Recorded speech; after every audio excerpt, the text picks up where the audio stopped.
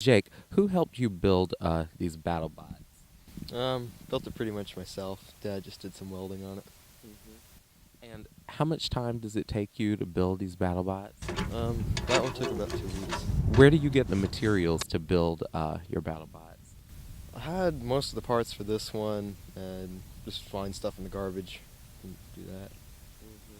Like, can you give us an example of the different types of materials? Do you use metal? Do you find screws, scrap metal? What do you find in the garbage to help build your battle bots? I found the motors and gearboxes in the garbage.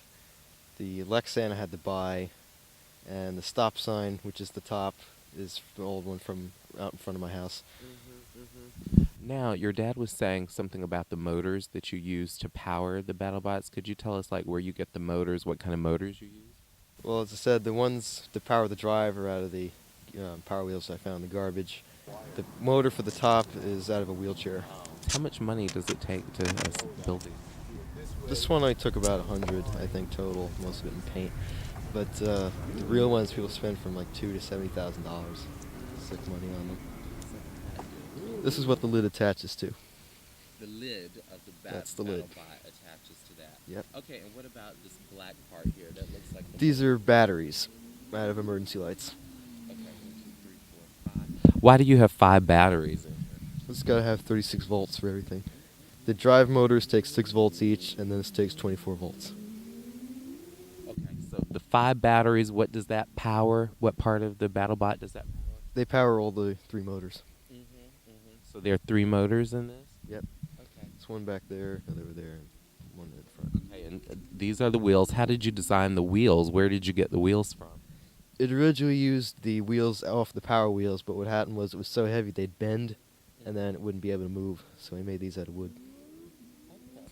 Okay, what happens is when you turn on the switch over here, the batteries send off the, I think it's like 5 volts or something, off the little box over there, which then when I do something on the radio, sends the signal out through those wires to these boxes over here, which flip the switches to control the drive. Oh, okay. And I have the same thing set up to control the motor for the top.